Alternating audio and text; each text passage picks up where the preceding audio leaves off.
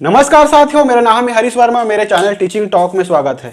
साथियों, आज मैं पढ़ाऊंगा मगध साम्राज्य में ब्राह्मण वंश का उदय। मैंने पिछले वीडियो में ब्राह्मण वंश के अंतर्गत 4 वंश आपको बताया था। सबसे पहला वंश क्या था? तो शुंग वंश, पहला वंश ब्राह्मण वंश के अंतर्गत। उसके बाद साथियों दूसरा वंश है कण्व वंश, तीसरा है सातवाहन वंश और चौथा वंश आएगा वाकाटक वंश। ठीक है, तो इस वीडियो में ना मैं कण्व वंश के बारे में पढ़ाऊंगा और सातवाहन वंश के बारे में। वाकाटक वंश को इसके अगले वीडियो में आपको पढ़ाऊंगा। तो आइए हम ऐसे फैक्ट के बारे में बात करते हैं जो पिछले एग्जाम में आ चुका है और आने के संभावना यहाँ से बनता है। तो बहुत फैक्ट पर ही बात करेंगे, ज़्यादा समझने की यहाँ कोशिश नहीं करेंगे क्योंकि यहीं से क्वेश्चन बनता है। तो साथियों, तो कण्व वंश की स्थापना कैसे हुई? इसके पहले शुंग वंश था ना, तो शुंग वंश के जो अंतिम शासक थे ना, देवभूति, तो इसकी हत्या करके कण्व वंश के शासक वासुदेव कण्व ने देवभूति की हत्या करके कण्व वंश की स्थापना की। ठीक है, तो मैंने पिछले वीडियो में आपको बताया था कि भागभद्र अंतिम शासक है, शुंग वंश का अंतिम शासक था। मेरे से मिस्टेक हो गई, आप सुधार लेना। तो अंतिम शासक कौन थे? देवभूति। इसकी हत्या करके वासुदेव कण्व ने कण्व वंश की स्थापना की। ठीक है, उसके बाद साथियों सातवाहन वंश की स्थापना होती है। तो कण्व वंश के अंतिम शासक सुशर्मा की हत्या करके, ठीक है, सातवाहन के अंतर्गत सिमुक ने सुशर्मा की हत्या करके सातवाहन वंश की स्थापना करता है। ठीक है, कहने का मतलब क्या हुआ? कण्व वंश के अंतिम शासक सुशर्मा को मारकर सिमुक ने ब्राह्मण वंश में एक और वंश जोड़ा, सातवाहन वंश, और सातवाहन वंश की स्थापना किए। ठीक है, तो इस सातवाहन वंश के बारे में जितने भी फैक्ट है आइए हम एक एक करके देखते हैं। ठीक है, तो साथियों इस वंश की राजधानी प्रतिष्ठान थी, जिसको पैठण भी बोलते हैं। यह वर्तमान में महाराष्ट्र में है और गोदावरी नदी के तट पर है। ठीक है, उसके बाद साथियों सातवाहन वंश के धर्म क्या थे? तो वैदिक धर्म थे। ठीक है, वैदिक धर्म इसलिए क्योंकि ये ब्राह्मण वंश से संबंधित वंश है, इसी कारण वैदिक धर्म को मानता है। ठीक है, और इसके बारे में देखिए सिक्के के अंतर्गत पोटीन का सिक्का प्रचलित था। ठीक है, और शीशे का सिक्का भी प्रचलित था, साथ ही सोना चांदी का भी सिक्का हमें देखने को मिलता है। तो अर्थव्यवस्था में ना वस्तु आदान प्रदान के लिए सिक्के का प्रचलन था इस वंश में। तो शीशे का सिक्का, पोटीन का सिक्का यहाँ इस्तेमाल होता था। ठीक है, धर्म वैदिक धर्म। ठीक है, साथियों एक महत्वपूर्ण फैक्ट यह भी है कि इस काल के राजाओं ने अपने माताओं के नाम पर अपने नाम को रखा। कैसे? तो यहाँ पास हमें देखने को मिलेगा एक राजा है गौतमी पुत्र सातकर्णी, नाम इसका सातकर्णी है। ठीक है, लेकिन इनकी माता का नाम क्या है? गौतमी। तो माता का नाम गौतमी और उसका पुत्र का नाम क्या है? सातकर्णी। तो गौतमी पुत्र सातकर्णी हुआ। ठीक है, तो हमें महत्वपूर्ण फैक्ट यह देखने को मिला कि राजा के नाम के पहले अपनी माता का नाम रखते थे उन लोग। ठीक है, तो साथियों पुराणों में सातवाहन को आंध्र भी कहा जाता है। ठीक है, इसको आंध्र भी कहा जाता है इस वंश को। इस वंश ने लगभग 300 साल तक राज किया हमारे भारत में। ठीक है, और 300 साल तक भारत देश काफी विशाल देश है। तो किस क्षेत्र में राज किया? तो दक्कन के आसपास, कहने का मतलब है मध्य भारत में इन्होंने राज किया था। ठीक है, तो आइए हम जो 4-5 राजा है उसके बारे में अच्छे से इनके बारे में कुछ पॉइंट देखते हैं। तो सबसे पहला राजा कौन है साथियों? सिमुक। ठीक है, इसके बारे में एक ही फैक्ट है कि इस वंश की स्थापना इन्होंने किया था। ठीक है, सुशर्मा को मारकर। आई बात समझ में? उसके बाद साथियों सातकर्णी प्रथम के बारे में देखते हैं। तो इसके बारे में क्या जानकारी मिलती है? तो इन्होंने 2 अश्वमेघ यज्ञ करवाया और एक राजसूय यज्ञ कराया। ठीक है, तो पहला अश्वमेघ यज्ञ पुष्यमित्र शुंग ने कराया था, उन्होंने मात्र एक ही अश्वमेघ यज्ञ करवाया था। ठीक है, उसके बाद अश्वमेघ यज्ञ सातकर्णी प्रथम ने कराया था और यह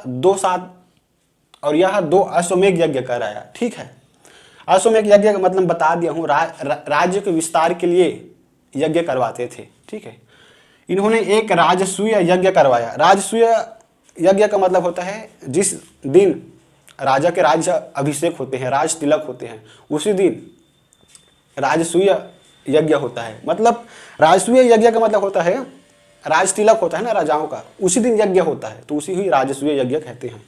ठीक है, इसके अंतर्गत साथियों एक नाना घाट अभिलेख में नाना घाट अभिलेख देखने को मिलता है, जिसमें सर्वप्रथम हमें भूमिदान का उल्लेख मिलता है। ठीक है, सर्वप्रथम भूमिदान का उल्लेख हमें नाना घाट अभिलेख में सातकर्णी प्रथम के कार्यकाल में देखने को मिलता है।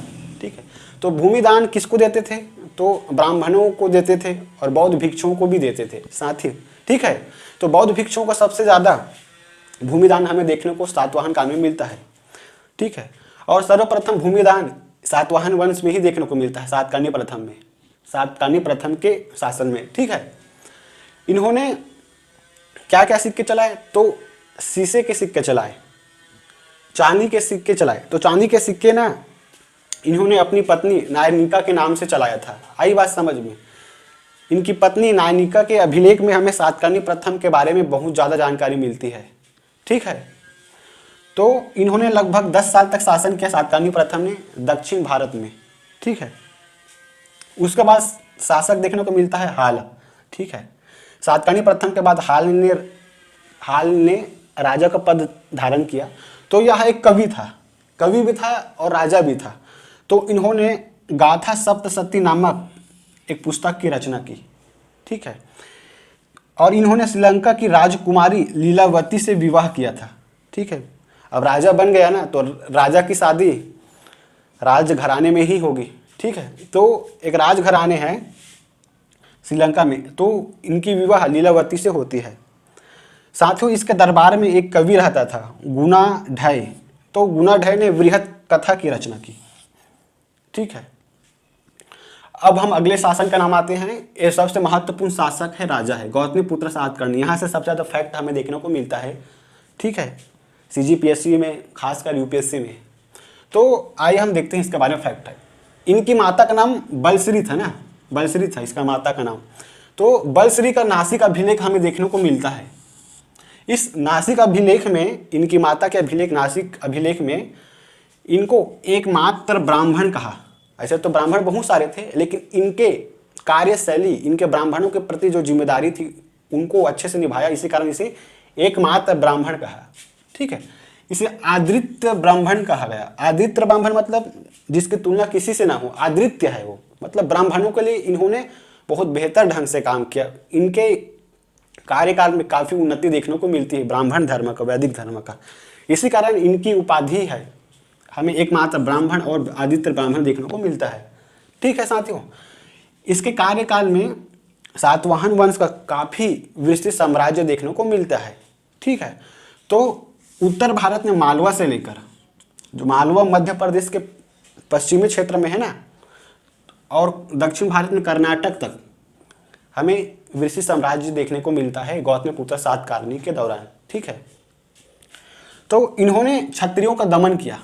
ठीक है, क्षत्रियों का दमन किया मतलब क्षत्रियों को पराजित किया और अपने राज्य विस्तार किया। राज्य विस्तार के अंतर्गत उत्तर में मालवा से लेकर दक्षिण में कर्नाटक तक इसके शासनकाल में फैला हुआ था। ठीक है, जो बाहरी आक्रमण हुए ना विदेशियों का, शकों का, यवनों का, पल्लवों को इन्होंने पराजित किया। तो बाहरी आक्रमण हुए, शकों, यवनों, पल्लवों को इन्होंने पराजित किया, हराया। ठीक है, वाकाटक वंश को पढ़ाऊंगा इसके अगले वीडियो में। उसके बाद जो बाहरी आक्रमण हुए ना शकों, यवनों को, मैं उसको पढ़ाऊंगा। ठीक है, तो जितना भी बाहरी आक्रमण हुए कब्जा करने के लिए, तो इन्होंने ही पराजित किया ऐसे शासकों को। ठीक है, उसके बाद साथियों देखेंगे वशिष्ठ पुत्र पुलुवामी।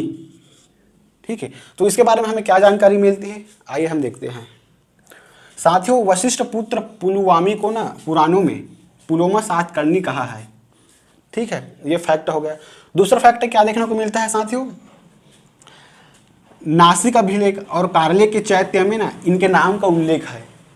तो नासिक अभिलेख और कारलेख के चैत्य सातवाहन काल में ही निर्माण हुआ था। तो उस नासिक अभिलेख कारलेख के चैत्य में ना वशिष्ठ पुत्र पुलुवामी का हमें नाम देखने को मिलता है। ठीक है, इन्होंने सर्वप्रथम आंध्र प्रदेश को जीता और जीतने के बाद इन्होंने ही अपने आप को प्रथम आंध्र सम्राट कहा। ठीक है, तो प्राचीन काल के जितने भी राजा हुए ना, मध्य काल के भी जितने भी राजा हुए, प्रशासक हुए, सम्राट हुए, सुल्तान हुए, उन्होंने हमेशा ही राज्य विस्तार करने की संकल्प लिए थे। तो हमेशा इन लोग लड़ते झगड़ते रहते थे और अपने साम्राज्य में मिलाते थे। वशिष्ठ पुत्र पुलुवामी ने भी ऐसे किया, आंध्र प्रदेश को जीता और अपने साम्राज्य में मिलाया और अपने नाम को प्रथम आंध्र सम्राट कहा। ठीक है, तो इसके प्रशासन के बारे में देखते हैं, ये बहुत ही ज़्यादा इम्पोर्टेंट है साथियों। इन सातवाहन काल में ना वही प्रशासन देखने को मिलता है जो हमें मौर्य काल में अशोक के कार्यकाल में देखने को मिलता है। जैसे अशोक के कार्यकाल में जिलों को आहार कहते थे ना, ठीक है, तो सेम वैसे ही इस काल में आहार कहते हैं जिले को। ठीक है, वहाँ भी अधिकारी को अमात्य और महामात्य कहते थे, तो इस काल में भी अधिकारी को अमात्य और महामात्य कहते थे। डिफरेंस यह है कि जो ग्रामीण प्रशासन के लिए, ग्रामीण क्षेत्र में शांति स्थापित करने के लिए एक गौल्मिक नामक एक पद था। ठीक है, जो शांति व्यवस्था की स्थापना करते थे ग्रामीण क्षेत्र में।